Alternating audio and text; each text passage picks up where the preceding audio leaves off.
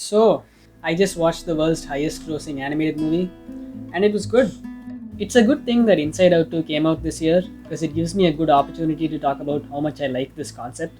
I'll be critiquing the second one in a future chapter in this video. However, I'll start by saying I'm a really big fan of the first one. The concept of Inside Out is a really cool way to explore emotions on a level of depth that wouldn't be possible otherwise. By materializing emotions as characters, they are able to unlock a new type of movie experience.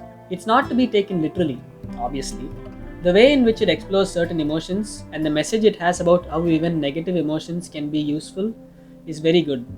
The arguments that emotions have with each other feels like arguments that you may have with yourself in your head. Guys, you're overreacting. Nobody is dying. A dead mouse! Great. I'm gonna be It's sick. the house of the dead. What are we gonna do? We're gonna get rabies! Get off of me! I think it's a really cool and creative concept that helps the story be told.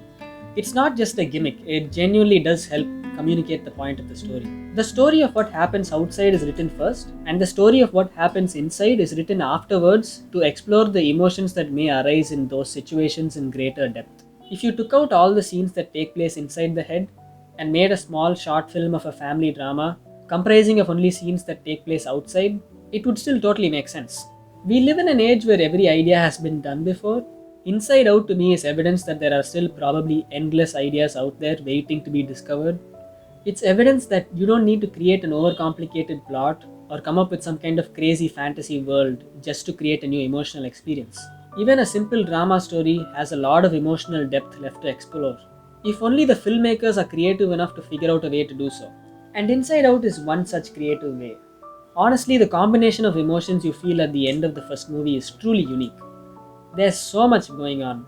The emotions that Riley is feeling and the emotions that her emotions are feeling. There's no confusion about anything. All of it is clear. I simultaneously feel the emotional satisfaction of seeing Riley going through her arc and also the satisfaction of seeing joy and sadness go through theirs. I think Inside Out 2 misses out on this. I definitely feel the emotions arising from Riley making up with her friends on the outside, but what this movie didn't have was the emotions that should have been arising from the events that happen inside the head. Anyway, now I'm going to talk about spoilery things. I don't think spoiling this movie would necessarily ruin it, but I'm placing a warning here anyway. If you're just here for a movie recommendation, I would obviously recommend both of these movies. I think they're both worth watching. So with spoilers ahead, here I go. I think this movie does a great job portraying moments of anxiety. The story of what happens outside is done pretty well in this one. And I'm sure it was relatable to many people. But it misses a lot of opportunities with regards to the story that happens inside the head. I would have liked to have seen anxiety's arc play out through the whole movie. Her realization that she's not helping didn't come gradually enough. Joy, I'm sorry. Riley having an anxiety attack was a pretty bold choice for a kids movie, and I respect the filmmakers for making that choice. But again, it could have really benefited from that extra layer of depth that it could have gotten from the arc that Joy and Anxiety go through. The scene where Anxiety apologizes to Joy is really well executed on its own, but it would have hit much harder if their relationship was developed through the whole movie. The biggest mistake this movie made was separating Joy and Anxiety for so much of the movie. I really loved the introduction scene of Anxiety, the first meeting scene between Riley and the cool kid character. It's one of my favorites in the second movie. Riley alters her mannerisms and behaviors a lot because of anxiety. I found this really relatable. And the way that the emotions interacted with each other and played off each other was really well done. I would have liked for there to have been more interactions like that. I get the point that they're making. By denying anxiety, you can actually lead to some negative outcomes. But at the same time, you can be so overwhelmed with anxiety that you can't even be yourself. Symbolized by the sense of self being lost along with the other emotions. It's similar to the first one where joy and sadness are unavailable. The point is that if you don't address your sadness, you can't feel joy. And that they both kind of go together in life. However, in making that point, the first movie didn't sacrifice the conflict between joy and sadness as characters. And as a result, the emotional payoff of their arcs is very satisfying. And in the end of the movie, that's what adds that additional layer of depth that I'm talking about. Without the drama and conflict between joy and sadness, the emotions you would feel at the end of the movie would be the same as any drama movie. A drama movie that doesn't involve the story of the inside. When joy and sadness went on that adventure, it felt like a decent amount of time passed by. And those two had so many great interactions, which led to them growing their relationship together. It was actually really nice to see the results of that arc in the sequel. I feel like there needed to be an arc like that in this one between joy and anxiety. That should be the center focus of the movie. But instead, they separate the two main characters that have conflict with each other. And they have this adventure plotline where all the old emotions are going through the brain. And there's really no interesting relationship being developed between the characters in that group.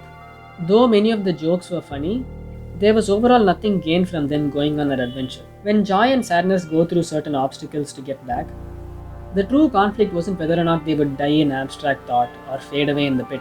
There were a few other locations like that introduced in the sequel as well, and it's really hard to take any of these seriously because we don't take the movie literally. We know that none of the characters are going to fall and die in the sarcasm, for example, because there would be no purpose for it in the story. If anger died, would that mean Riley can't feel anger anymore? Everything that happens inside has to complement Riley's actions outside. So we know none of these characters are going to permanently die, and as a result, there's no tension there. In the first one, the real conflict was between joy and sadness. We have many moments where joy is irritated with sadness, and at one point even leaves her behind because she thinks she isn't as important. Joy's arc was realizing the importance of sadness and the negative effects of suppressing it. And that's portrayed really beautifully with the relationship that happens between them as characters. It helps deliver the message of the movie, which is that you need to address your sadness. If they removed the adventure plotline from the first movie and just had joy and sadness in conflict with each other within headquarters, that would have still worked. The real purpose of the adventure plotline is to make the movie more dynamic and exciting for children. Which is fine because in the first one they did it in a way that doesn't compromise on the emotional payoff of the movie. It was a big mistake in the sequel to separate joy and anxiety. You need to create a plot where joy and anxiety interact with each other more. No one cares about the adventure plotline where the tension is whether or not they'll get to a certain location in time. I really liked anxiety as a villain, and it was important to the story that we see her controlling Riley and leading her to a low point. So it would have been a good idea for both joy and anxiety to stay within headquarters, arguing with each other and trying to figure things out. The adventure plot is significantly less interesting than the arguments and conversations that joy and anxiety could have had with each other. We should have had joy and anxiety trying to work with each other and trying to figure out what to do in each situation, with the other emotions chipping in as well, of course. I really like the interaction in the beginning where anxiety almost seems like she has a point and all the other emotions are almost convinced.